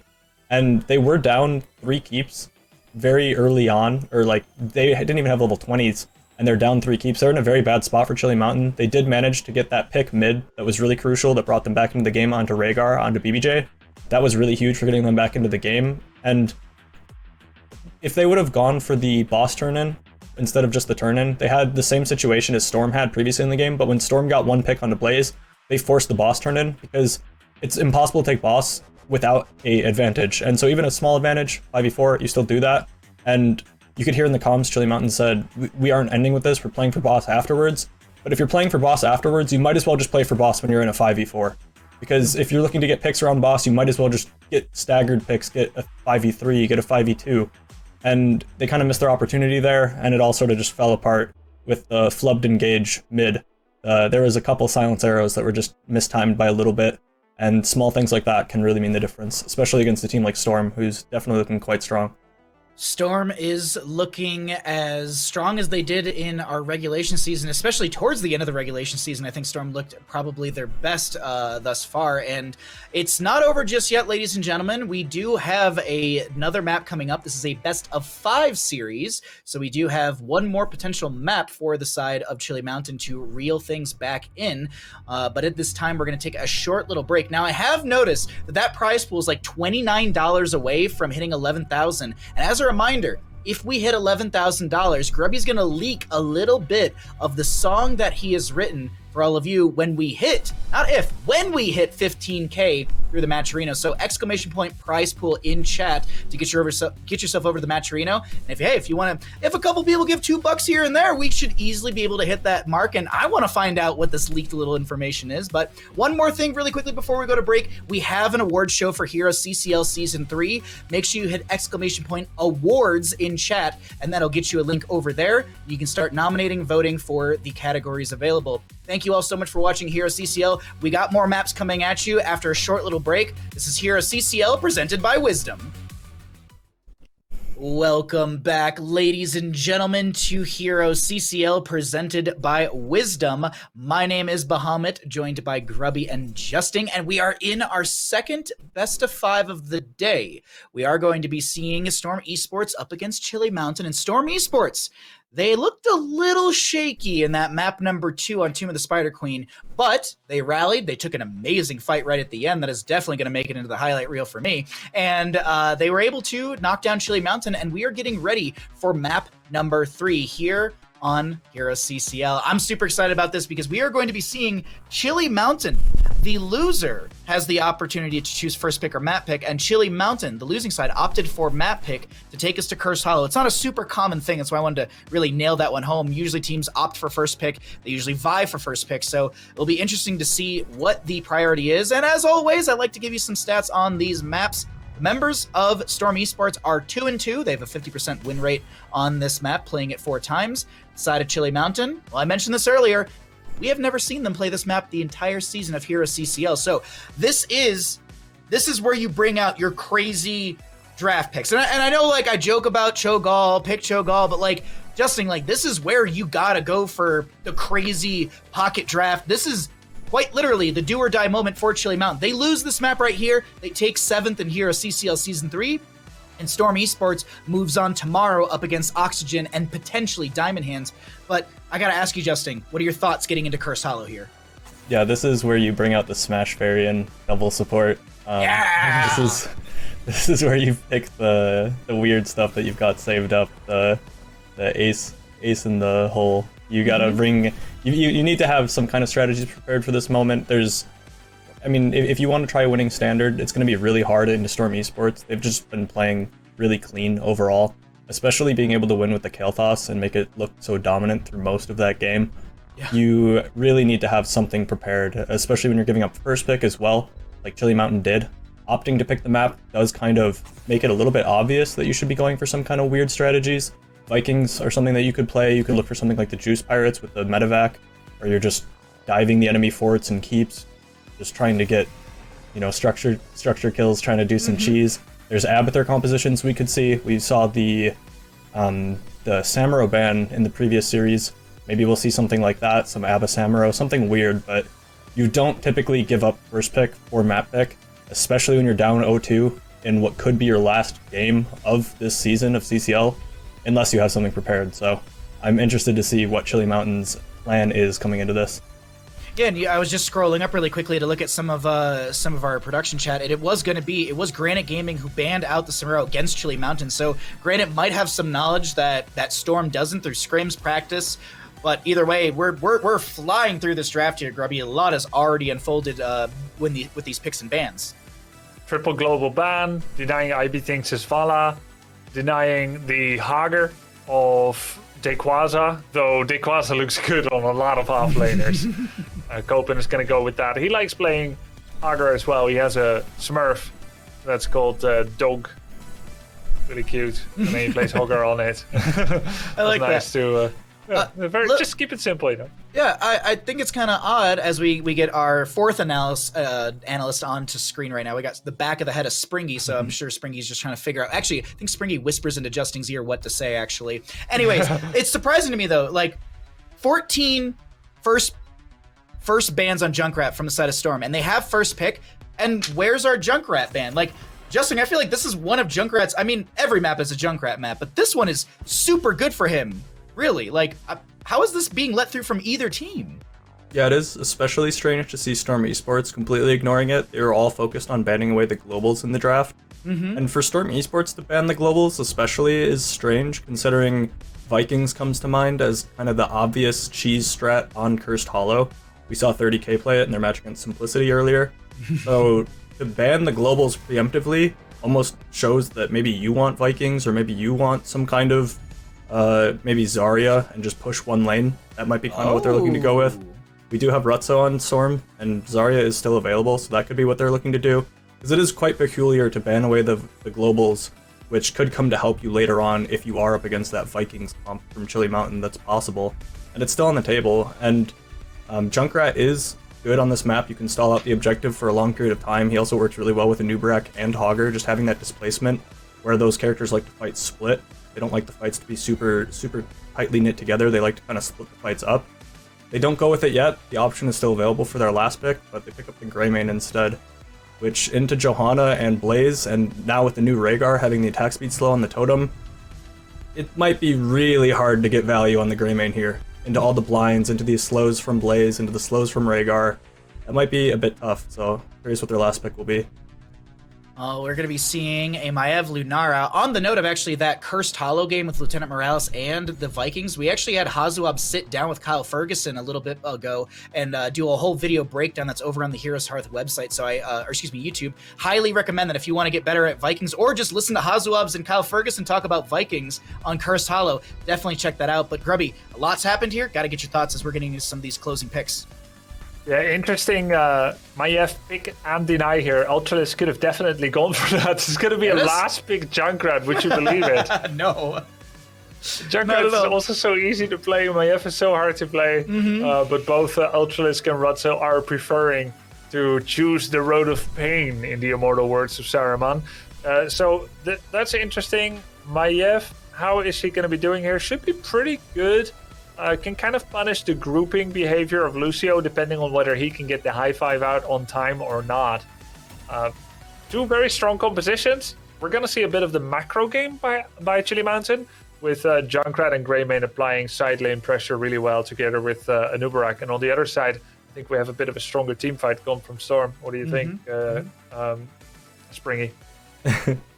She's like passed out or something. Oh, there she is. It looks like the team fight is definitely going to be stronger from Storm. They did have the option to take the Junkrat themselves if they wanted it. Instead, they opted to take the Maiev, which looks to be a bit of a deny pick because Ultralisk is on the other side, but he has no problem with that. He flexes into the Junkrat and he'll be just fine with it. The main concern for me still is just the Greymane into all the attack speed slow reduction you have and the blinds from Johanna on the other side. I think Storm is going to really shut down the Greymane, and without the Greymane being able to put out constant damage output, things are going to be really tough. Everyone on the side of Storm Esports has just a little bit of damage, and when you put it all together, I think that might just be enough for them to win the team fights, the macro, and the game, so I'm expecting Storm Esports win. Alrighty, well, we'll see if today is going to be full of 3-0s because we are here loaded into Curse Hollow. What could be the final map of the day? What could be Chili Mountain's final map of HeroesCCL Season 3? We got Storm Esports on the left-hand side, IB Tings on the Lunara, Lauber on the Joanna, BBJ to play the Rhaegar, Zretso on the Maiev, and Dequaza on the Blaze. Over in the red, looking to just continue the series, take us to a map 4, we got Chili Mountain, Copen on the Hogger, Mocking on the Greymane, Ultralisk on the Junkrat, Azerite on the Anubrak, and Banana to play the Lucio. I'm really liking what Storm Esports has brought to the table in the series in totality, Grubby. I like how they actually also kept themselves calm, cool, and collective in that last engagement on Tomb. I feel like there's a lot of moments where Storm could have just tripped over their own feet, per se, and just lost that engagement and lost the map. So I'm going to vote for Storm Esports, not only on just their draft, but just their overall playstyle, communication, and what I've seen exhibited by this team. What are your thoughts getting into Cursed Hollow for either side? It's certainly looking like it could be another 3-0 here, Bahamut, but let us pray it is not so and get a few more games out here. But if that's how it is, then that was the destiny for today. And then that is the momentum Storm will be having going into the next playoff round. To the deserving victor, may the victory goes.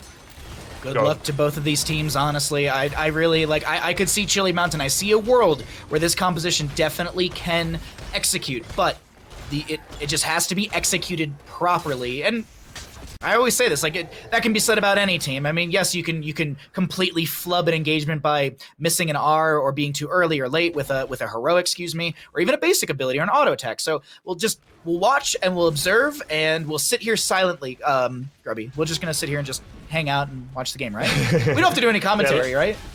Yeah, let's put all the players in one group so we can hear comms from both sides. And we'll just listen to that. That would be... Let the smack talking begin. Yeah, that would be... I think, yeah, it would move away from let's do this camp to let's do this camp to I'm coming for you, Retso! But Copen is actually the target right now. He tries to staggering blow the enemy team, but Copen cannot get away. And Grubby, we're going to be seeing first blood to the side. Oh, close. That was our closest one yet.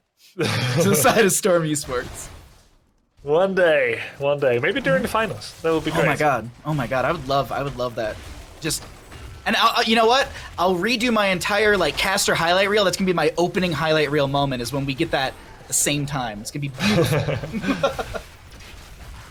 Magical moments in creation here at the CCL, and the players are trying to do their best too. Oh yeah, I guess there's some Heroes of the Storm action happening. Speaking of action, top lane, we have Greymane floating around below the Blaze, and I'm waiting to see. I think Dequaza kind of knows that Greymane's missing on map, and there's no camps to grab, so Dequaza's positioning is pretty good. Now Greymane will step out, and there's a Jet Propulsion. Good bounce around. Did he know though? Maybe into the bush. I kind of oversold that one. Yeah, you did oversell that one. Then he jet propulsioned in the 12:30 o'clock direction, which was a miss on Hager, and then Greymane was there. So I think we can safely assume he did not, in fact, know Pepe Love. And that is going to be a first objective. I don't see. Yeah, I was looking at Lunara's positioning. I was like, "There's no way. It's."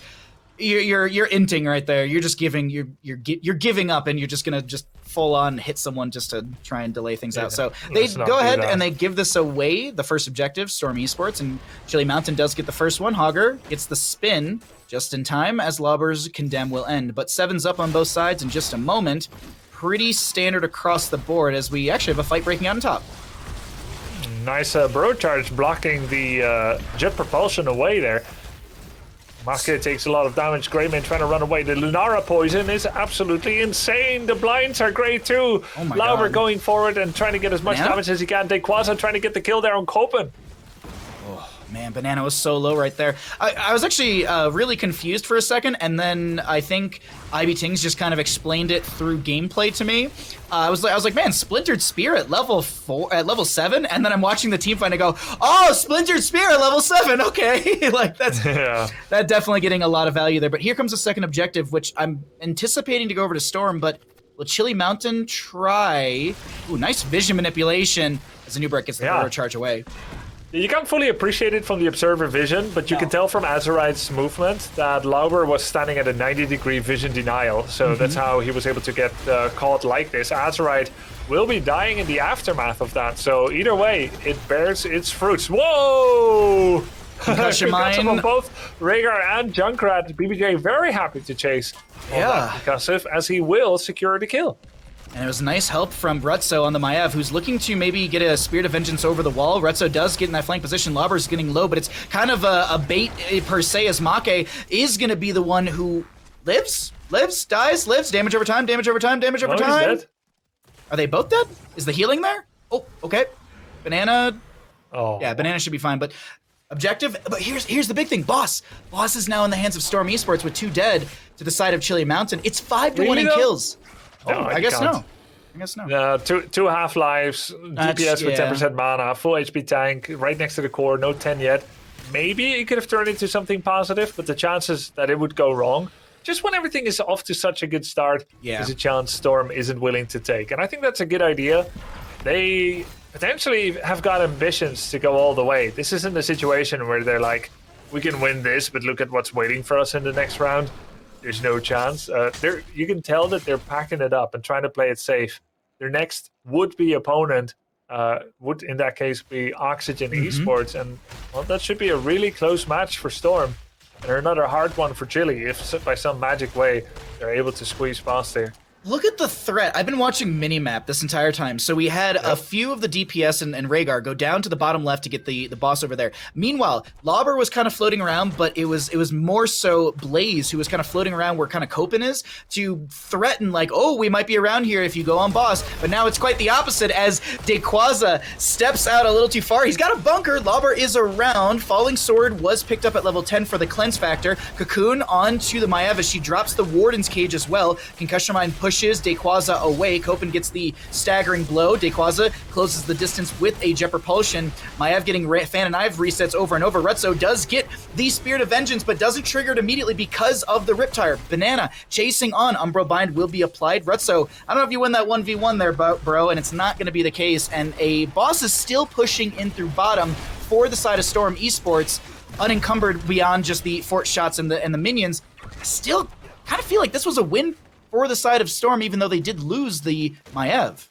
Yep, that's true, and you know it takes a good team to go 0-1 and still get a good advantage out of it. It's because of that boss. Yeah. It's also the fact that everyone was quite hurt, so they couldn't really do like a follow-up push or a follow-up boss taking. And Chili Mountain goes for the tribute. At least they've got that. 2 out of the 3 tributes, and now advantage in that position.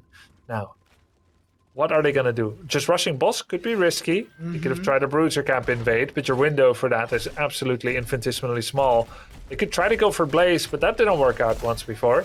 And now they're going for the boss. But you know what? Blaze did side them, and that gives a window of opportunity for Storm to do a vanilla push here, with the totem tanking 1, 2, 3, 4, 5 shots on the board. Wow.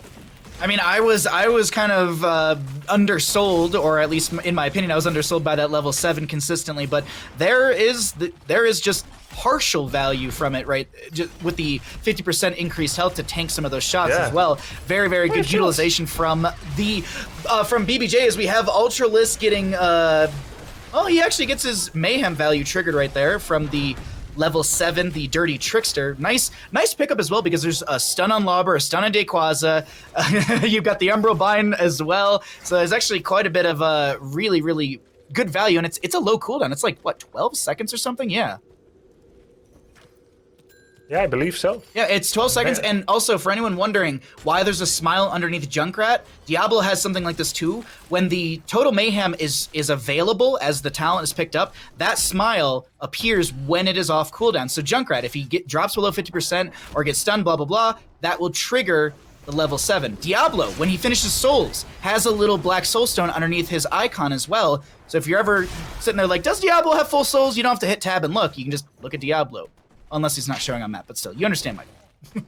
I'm glad you reminded of that. I remember the Junkrat thing, but I forgot the Diablo thing again. I hope you can remind us again, let's say about 4 weeks from now or 2 weeks from now. Okay. When I need another refresher. Sure. I need to start to look out for those kind of things. It's nice to remember. And you can barely see its smile actually on Junkrat, but it's at the very least a very thick red filled in circle rather than a kind of not filled in circle. So that's cool. So all right, let's see where we take it from here. Chili Mountain is down a fort, but they did get that 1 fort from the boss plus minion wave push. And it is match point for the tribute here. It's tribute point, curse point. And it's an all-out brawl for it. With macro advantage to Chili Mountain, courtesy of that siege camp in the bottom lane. There will be one catapult to try and depush that. But it's all about this team fight. The winner of this fight could win the game. Win the game immediately, absolutely. It's going to be a Riptire out from the Junkrat. Bunker comes down from the Blaze. Lauber is going to get way too low, and he gets shredded. Shockwave from the Hogger comes through onto a lot of Storm Esports members. Ancestor Healing will connect, but Dayquaza should fall. No! Okay, well, there it is, yeah. There's going to be a trade at least onto that, but it's a 2-for-1 in favor for the side of Storm Esports. Retso looking to back away on the Maiev. Do you have a Spirit of Vengeance? Do you have anything? A Vault of the Warden to buy a little bit of time. BBJ on the backline on Ultralisk is trying to make something happen, and now Retso gets away. It's BBJ in the awkward spot. 12 seconds on Lauber, 23 on Dayquaza, and this curse point looks like it will go over to the side of Chili Mountain. No way does BBJ get out of this one. No. But maybe Banana dies? Nah, he's going to be able to heal himself up, and Ivy Tinks has to back away with like no mana. Hogger gets a decent spin, but the Spirit of Vengeance over the wall allows Ivy Tinks to back away. Here's the Banana channel. Fort goes down in top lane, but here comes the curse with Siege Giants going to get a free fort in bottom. Really, really good fight there by Chili Mountain. The best fight, maybe, of the entire series so far, I would agree. say, from both sides. And Chili Mountain coming out on top. They still had that push bottom. That already secured the bottom fort. There's still a wave there that has to be dealt with. Dayquaza rotates there. Meantime, they're making use of the space created to have a curse push in the middle, while letting top figure things out by themselves. Now, there is a slight little bit of an XP lead, courtesy of the earlier advantage that Storm had, and therefore Chili Mountain cannot continue to push in here. The window, as small as it is there. That talent lead can be threatening, so you see the space that Bats is creating, where Chili Mountain kind of leaves the stage and will only be able to recommit once they, in all actuality, have reached their own level 16s. A lot of members of Chili Mountain were scouted out by that Sentinel Wisp in the bush. If you believe the... By the way, this level 1, it's insane for vision, but I'm going to hold that thought because we do have a potential fight here. Azurite's a little far forward from his entire team. Here comes Retso with the Emerald Bind, but it's going to be canceled out by the Burrow Charge of the Anubrek. Dayquaza on the lower side of our screen, looking to heal up a little bit and get back in position with the rest of his team. Copen gets like a really good like bounce in and bounce out, I think, right there. So that was a wonderful Hog Wild from said Hogger. And Azurite zoning. There's a concussion mine on the point that Blaze will eat. There's going to also be some damage from this. God, man, from this Hogger, there's just so much little circles on the ground as another circle is going to be placed with the Warden's Cage. Copen is split from his team on an island, does go down. Azurite so very low. Was this the misplay from Chili Mountain over a singular bruiser camp? Absolutely, Grubby. It does seem so. I mean, yeah, it does seem so. So let's say that Chili Mountain was 2 keeps against 6 forts. Okay. You take that fight on the bruiser. You say, well, map is 30-70. Let's take this 40-60 fight. Why is it 40-60? Because Chili Mountain was funneling through one entrance a little bit more, and because Maiev likes to punish people that are close together. Greymane likes to have isolated people so that he can jump in without feeling like he's 1v5ing when he goes Worgen. He likes to curse bullet someone, kill someone, isolate them away, and kind of ignore the other half of the fight. He wants people to be really spread out so that he doesn't have so much threat against him. Johanna brings people together, and not in a good way. And Lunara and Maiev really punish grouped people. So this is a 40-60 fight. The thing is, though, the map was 50-50. 3 forts, 3 forts. Equal levels. There was no reason for Chili Mountain except the desperation that would have been built up because of the last 2 maps. Yeah. But you shouldn't carry the past into the present. You should play in the present and not consider the map score or anything like that. That was statistically maybe not a good fight in terms of the odds. Yeah. You know, we wouldn't be saying this had they won the fight, but I would say it was a bit lower odds for Chile to win that fight. It was they were frozen out of that engagement, and I also think, like, as I was looking at the engagement and just kind of thinking back to it, there's a lot of control from the side of Chile Mountain. So I think they were like, oh, we got a Nubarag, we got Lucio, like, we're all going to be grouped up. Hogger's going to be able to bounce around. Like, we've got so much kind of poke damage and all that, and I think they were kind of banking on a lot of that. Even the Junkrat control too. It just did not work out that way. And we'll move into the future. We won't stick on the past too much, as we do have this jump forward from Rutso, the Spirit of Vengeance, to try and get some damage onto Azerite. But another kind of corridor fight is happening, and I think Chile Mountain really want this fight because it's equal talent tiers for the time being. Cocoon onto Rhaegar.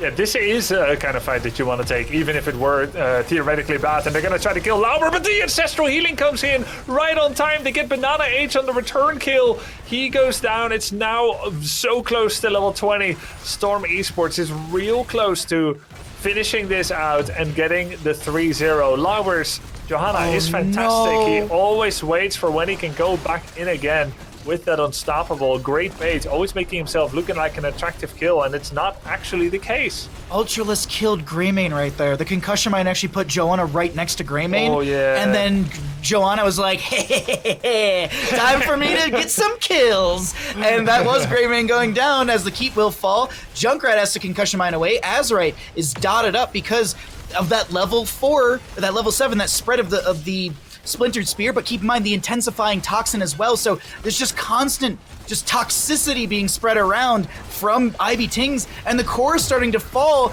This is looking like the members of Storm Esports will knock Chile Mountain out of the ladder gauntlet bracket.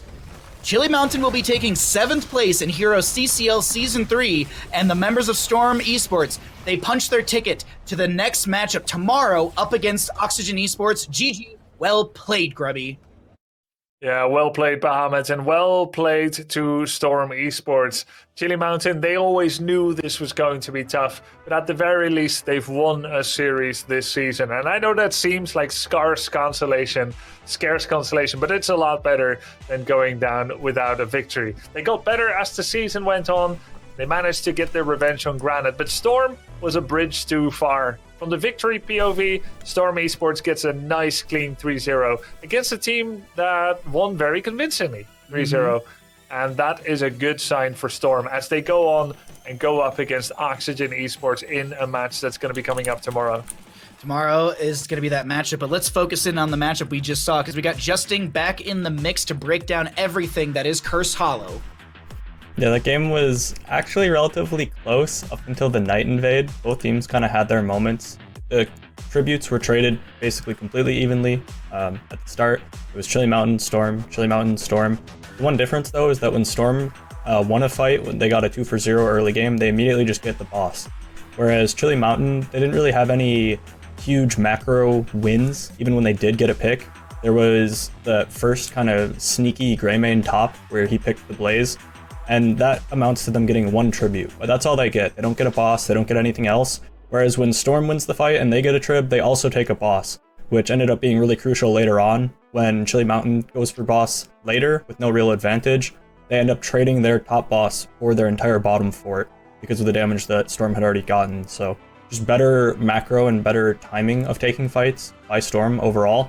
The early game, all Storm. The mid game was relatively back and forth, and it all really came down to that Night Invade from Chile Mountain. That was sort of where the game just fell apart for them, was that invade. It ended up being a 3-0.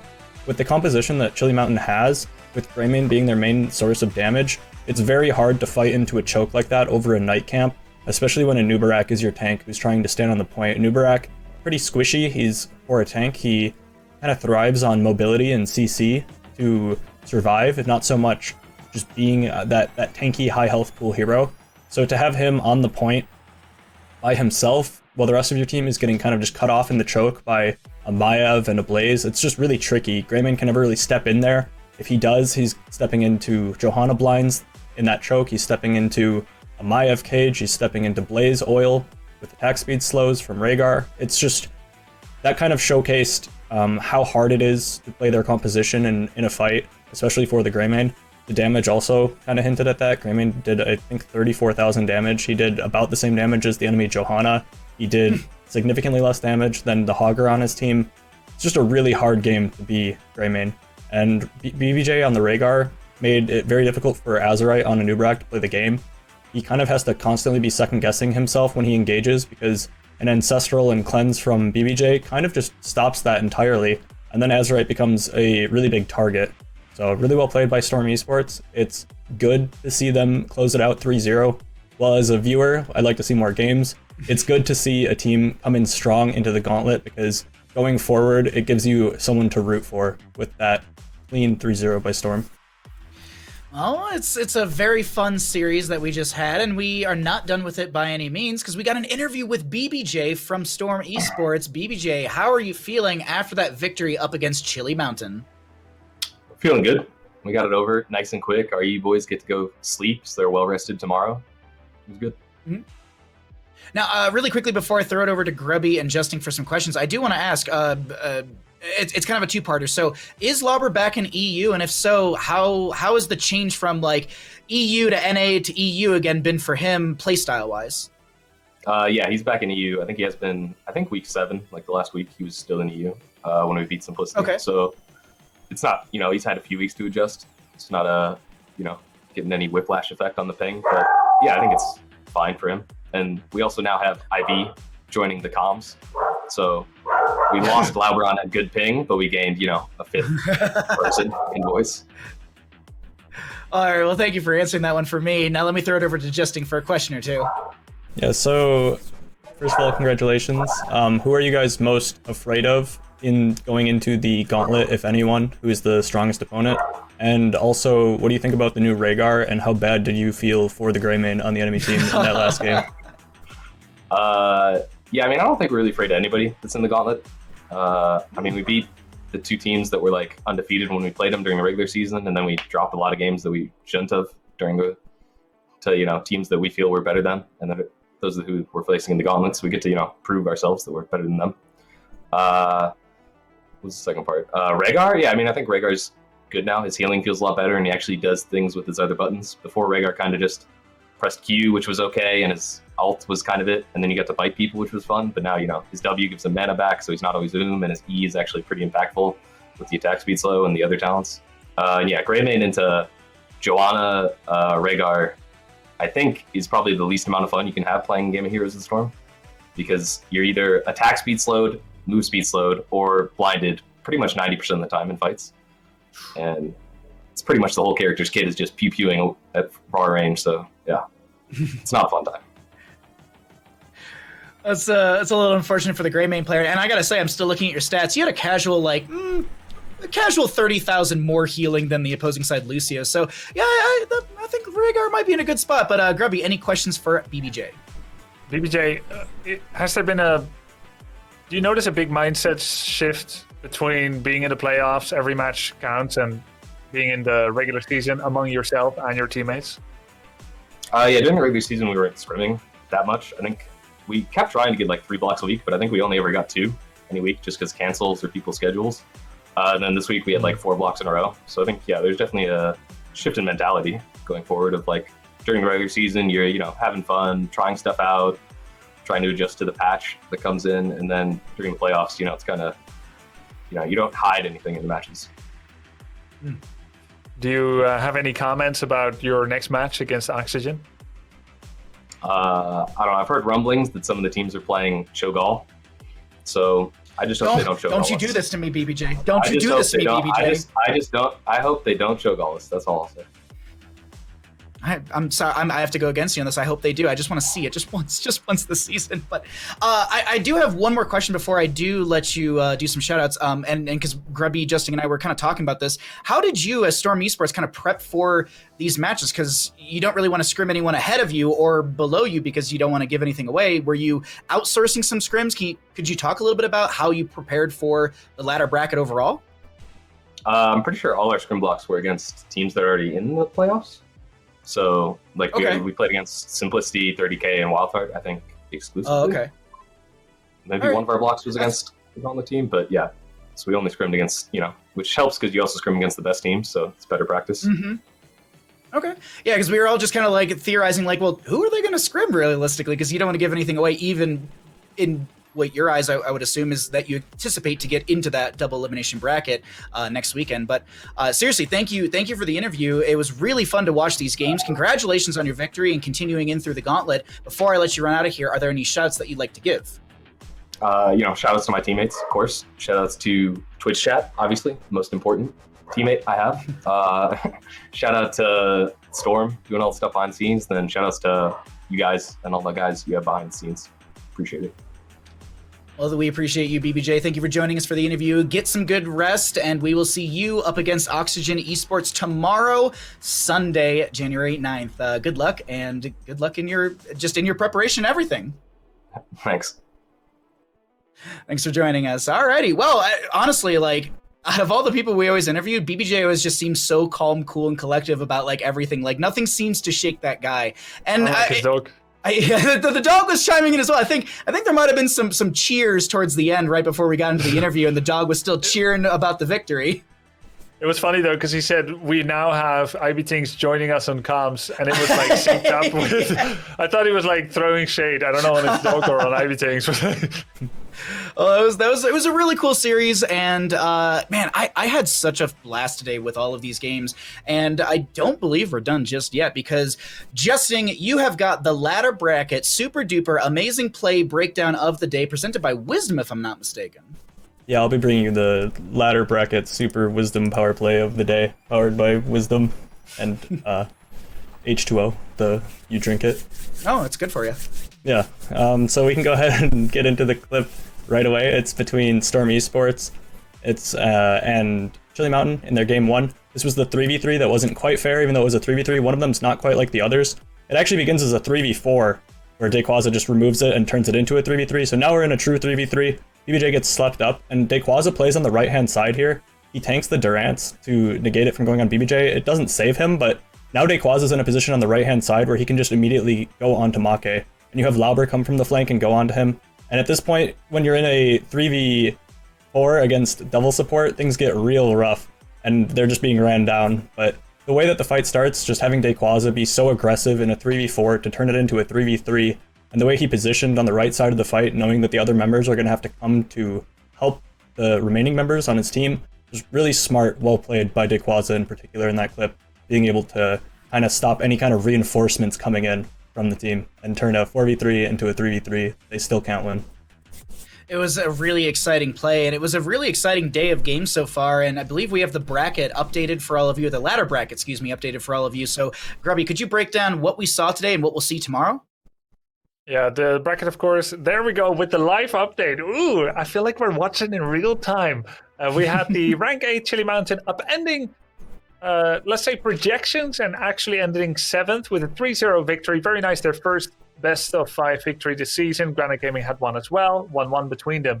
Then Storm Esports closing up shop and leaving no doubt as to who is the deserving victor in that series. Moving on to face Oxygen Esports.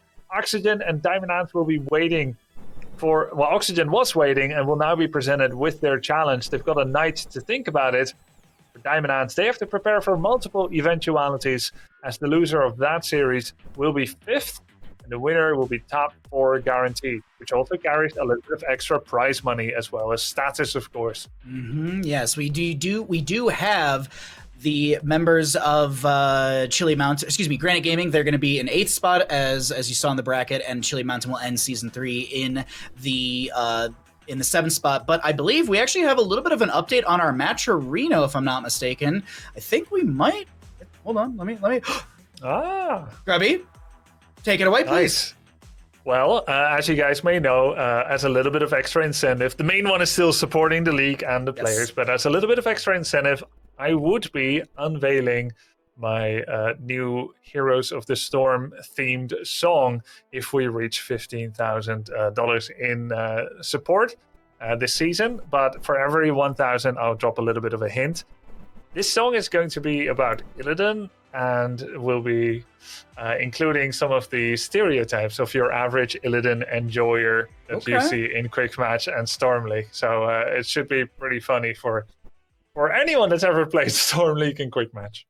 And really quickly, for anyone who wants more information about that, I believe there was a command in chat, !Grubby song.